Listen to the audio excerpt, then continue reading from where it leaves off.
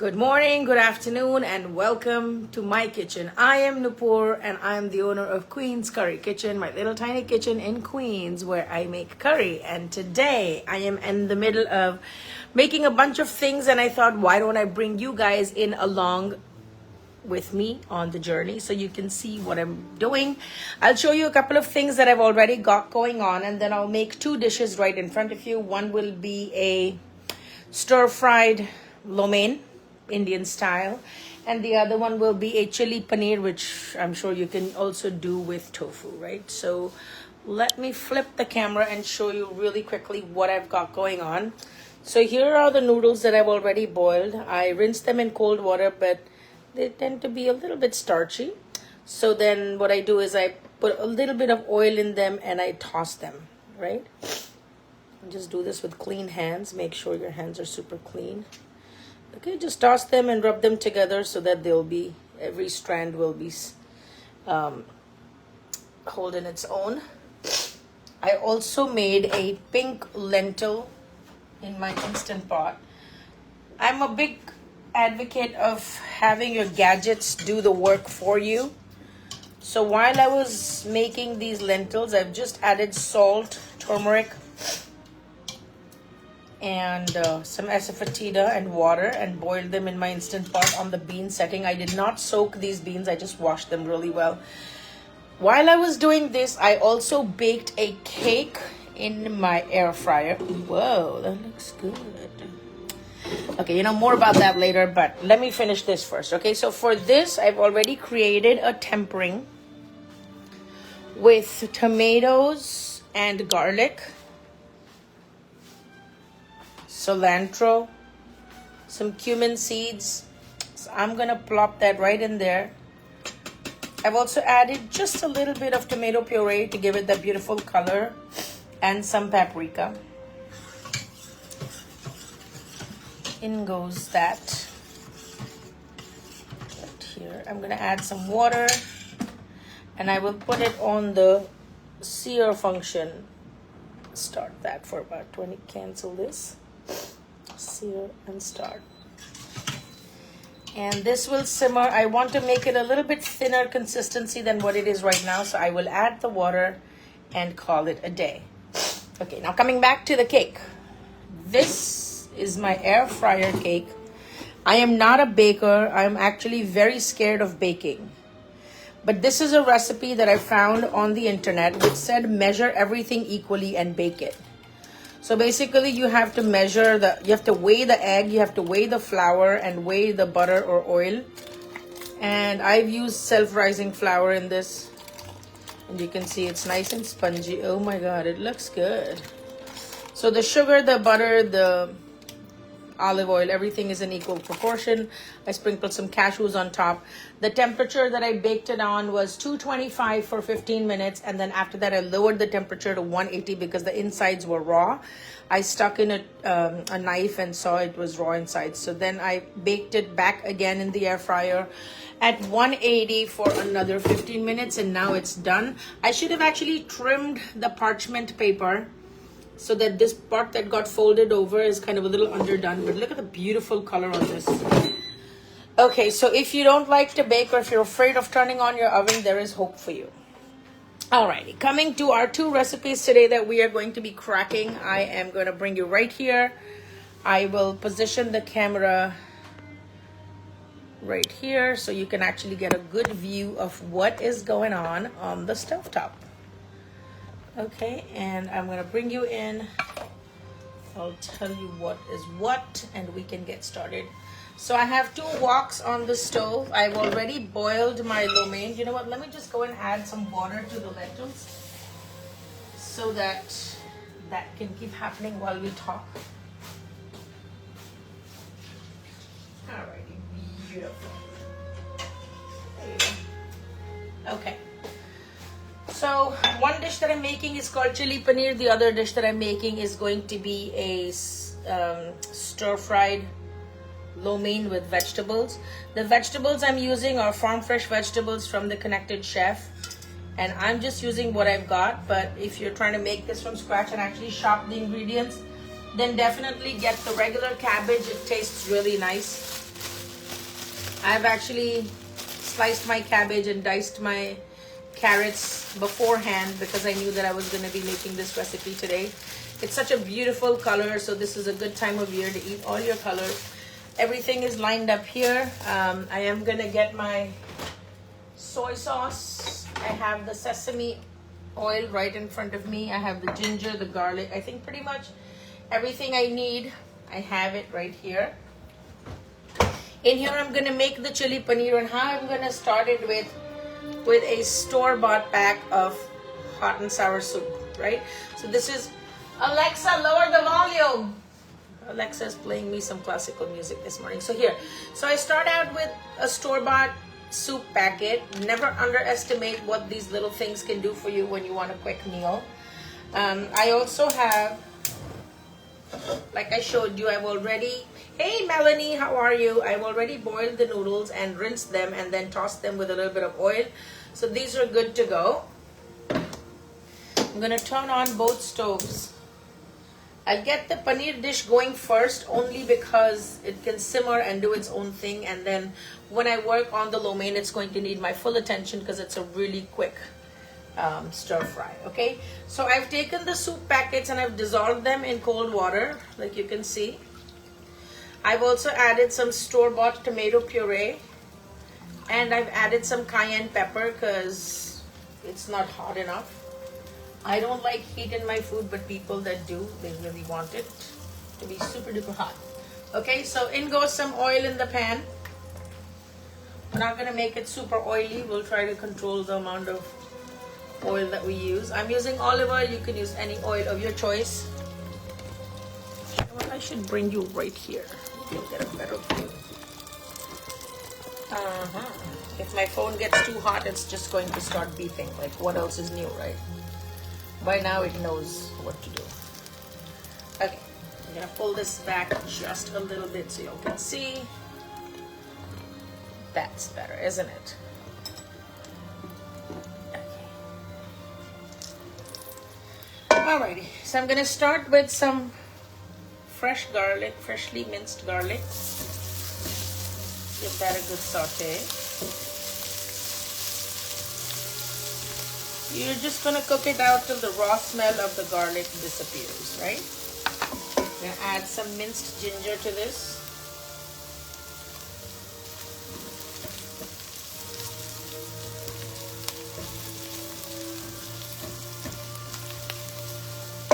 Then we're gonna go ahead and add just a few onions, just a few.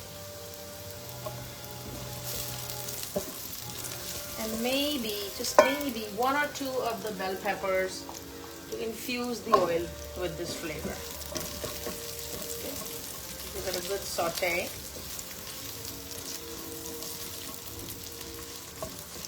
Just make sure it does not burn. So my heat is low to medium right now. Make sure nothing burns. Just let it stay in contact with the pan. Okay.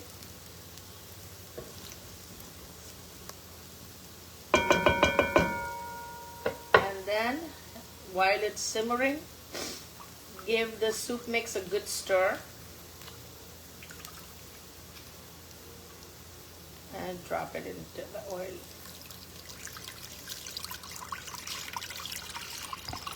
All of it. Yeah. Now you're going to turn up the heat and you're going to wait for this to come to the boil. As it boils, it's going to thicken because the pre-made soup already, the soup mix already has cornstarch. I have paneer here that I've washed, shallow fried, and then rinsed. Okay, I'm going to rinse it one more time.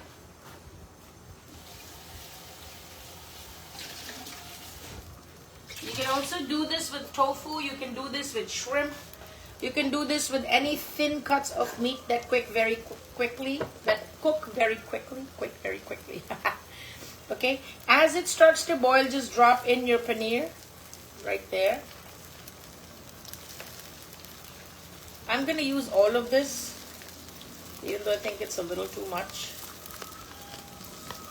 But I do have to send food for somebody, so I think it will come in handy. Okay, so this is going to simmer up. At this time, you can check for seasoning, because if you added more water than the soup actually required, you may need to adjust the salt and the soy sauce. I'm adding the Chinese 5-spice powder. It gives a really nice flavor to this. It also needs salt, but before adding salt, I'm actually going to go ahead and add some soy sauce for the umami.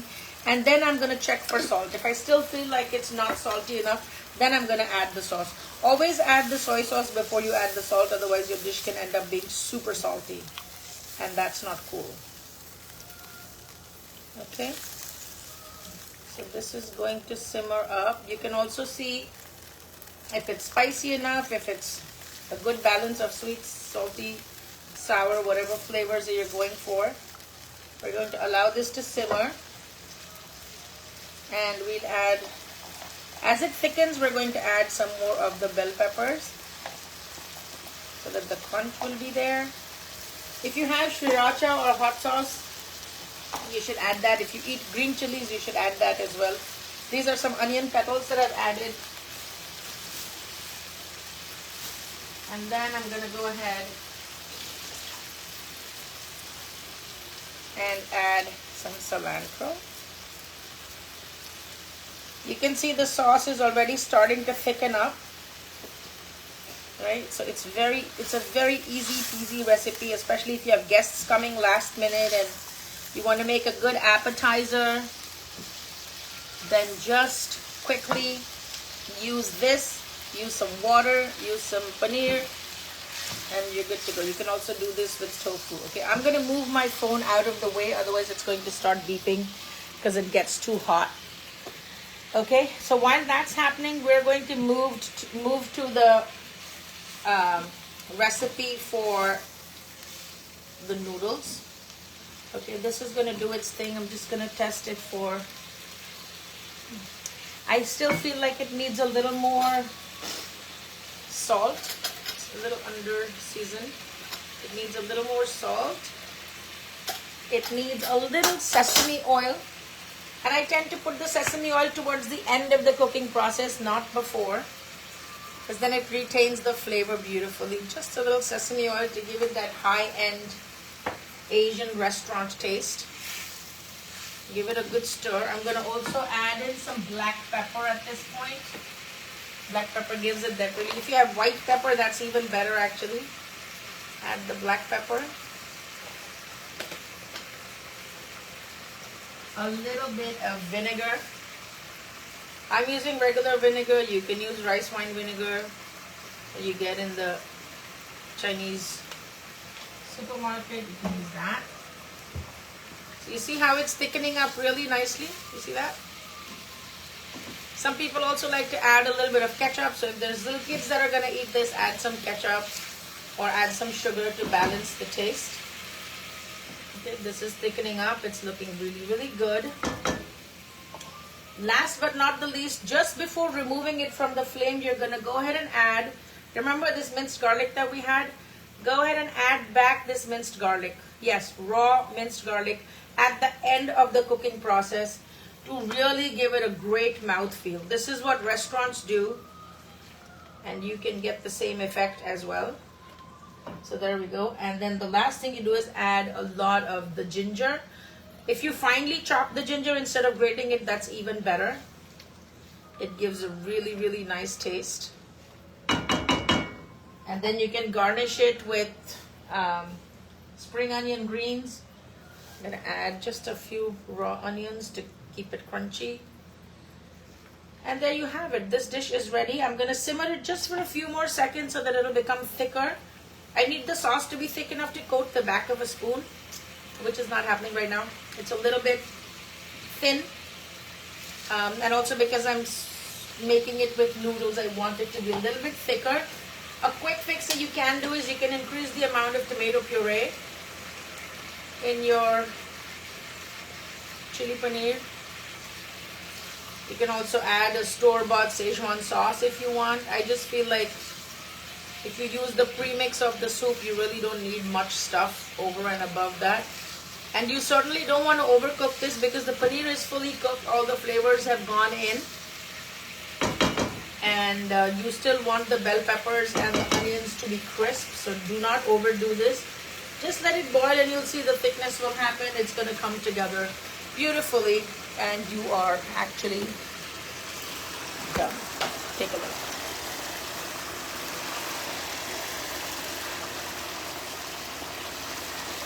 Right, you see all of this, we're done. Okay, so I'm going to turn off the stove and then I will bring your attention to making the lo mein. All right. So if you have little kids in the house who love to eat lo mein and pasta, noodles, chow mein, whatever you want to call it, this is the dish for you. So the prep that I've done is I've boiled it here.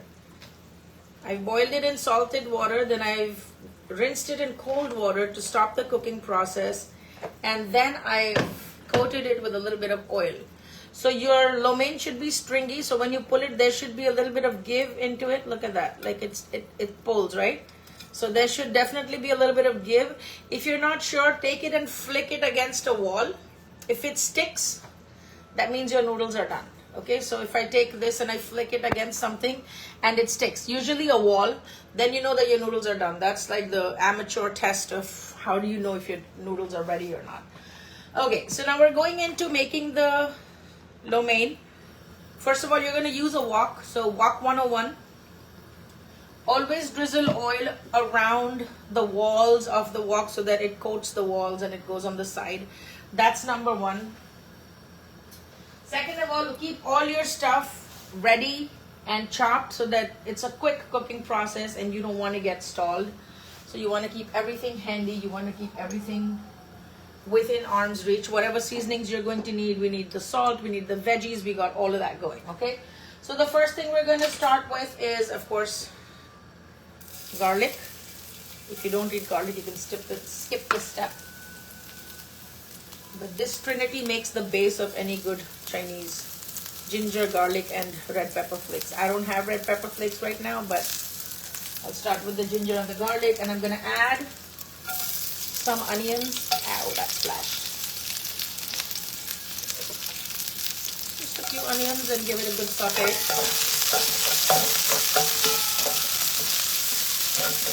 We're not trying to cook anything or caramelize anything.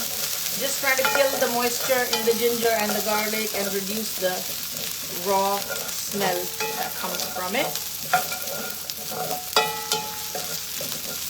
And then you're going to just leave it, spread it out on the wok and let it do its thing, right? Then we're going to go in with our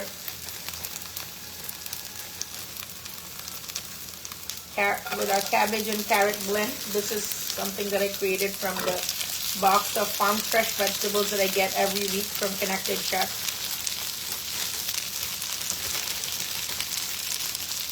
They are located in Long Island City, so if anybody wants to follow up and get one to your house, they deliver every week. And it's super reasonable. A box full of farm fresh vegetables, whatever is growing that week from local farmers. I'm going to add in a little bit of bell pepper just for good measure. And then allow it to stay in contact with the hot wok.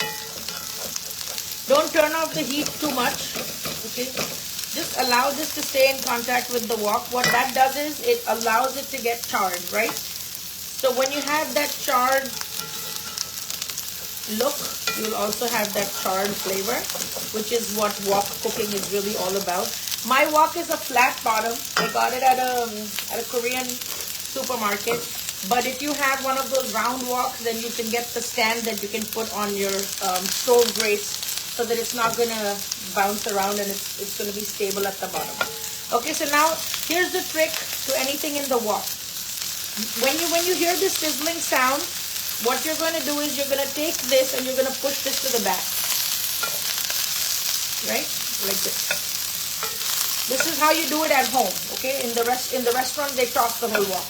We're not doing that. You're going to push this back, and you can see how it's blistered and it's kind of getting that color. So you know this is going places. Turn the heat to medium and stack it up towards the back, right? So whether you're making fried rice, whether you're making noodles, this is the technique that you're going to follow. What this does is it makes, and then if you feel like it's burning, then push it back. push the whole wok back a little bit. So your burner is now essentially in your workspace, which is right here. And this is still charring from the residual heat that you created, which is why you coat the walls of the wok with oil, okay? All right, that's happening. Now you have extra room to do whatever you want to do. So if it's fried rice, let's say you want to put egg in your fried rice, let's say you want to put chicken or whatever, you can actually just add a little oil. You can saute whatever the next thing is that you want to put in. And you can get going, okay? I'm going to add some peanuts, only because I love them and I have them. I'm just going to saute some peanuts to put in my noodles, almost like a kung pao kind of a feel. Alright, so that's going to go here. Then when I'm done with this, you see how it's got the beautiful color? I'm going to push this back as well. Now I'm going to bring everything forward.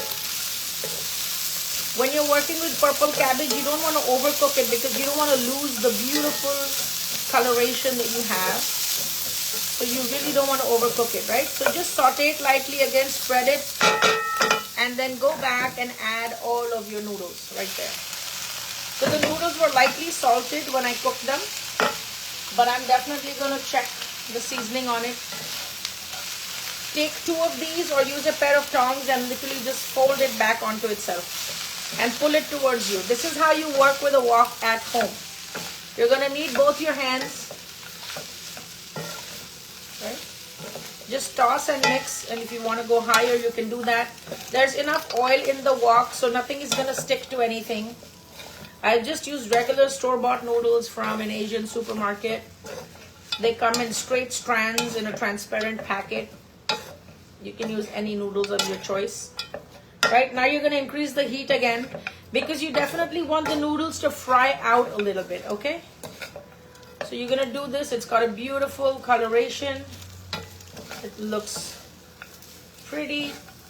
It looks great. I think it needs a little more green.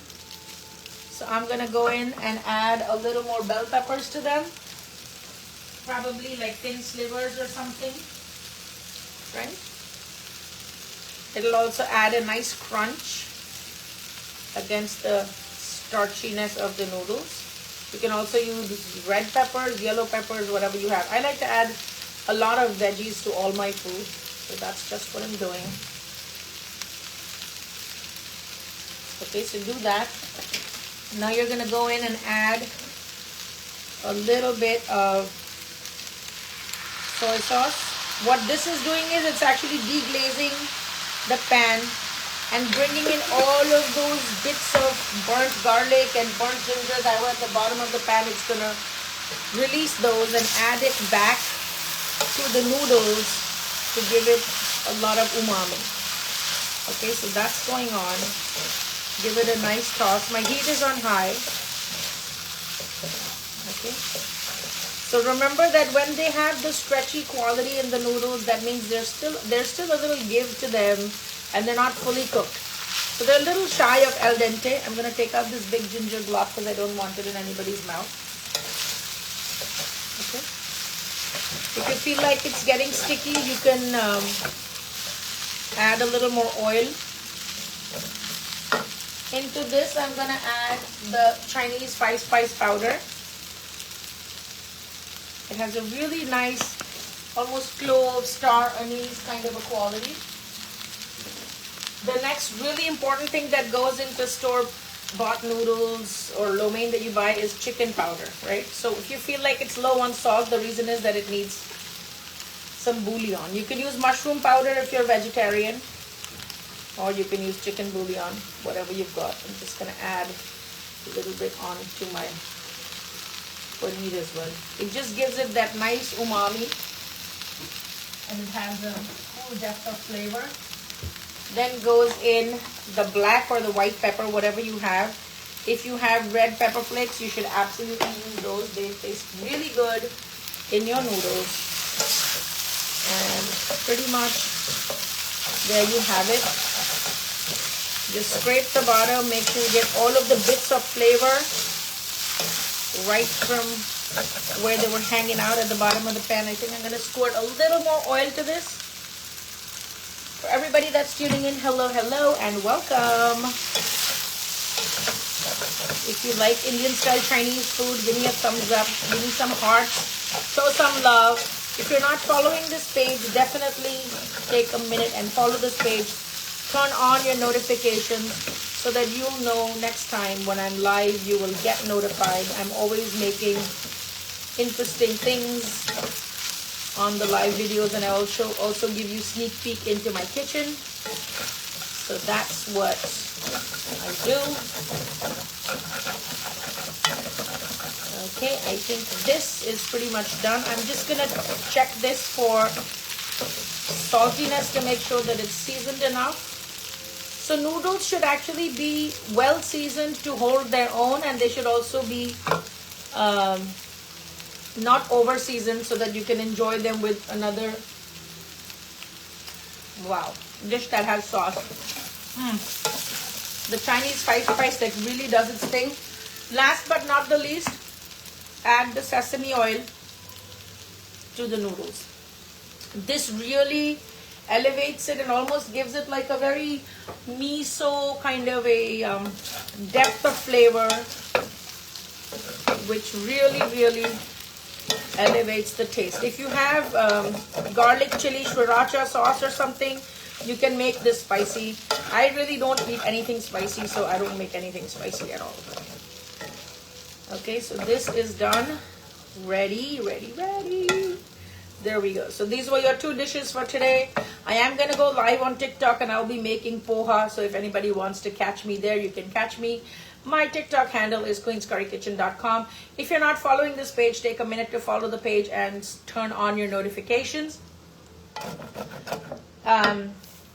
Also, if you'd like to get a chana masala recipe download, which is absolutely free, head over to my website, queenscurrykitchen.com. All the information is on there, and you're going to love the easy peasy recipe that I have put in there. Okay. Yes, it's super colorful. Look, my lentils are also done at this point. I had added some water, so these are done. This was on searing mode. So it's been simmering. I'm going to turn this off. I'm going to garnish this with some cilantro, and that should do it. I'm going to add some chili paneer. You can see this is completely ready. Ready. This is ready. These are our noodles. They are ready, nice and colorful. The peanuts add a little bit of a crunch, and the chicken powder that we put in really is great. If you don't have chicken bouillon, you can always use mushroom bouillon. So that is my live for today from this kitchen. I hope you guys had a good time and enjoyed whatever recipes we shared. Until next time, be blissful and flavorful. Like I said, don't forget to check out my website. You can take a class with me. You can learn to cook with me, cook like me, and pick a class that works for you. Until next time, I will see you in another video. Keep smiling and shining. Be blissful and flavorful. Bye.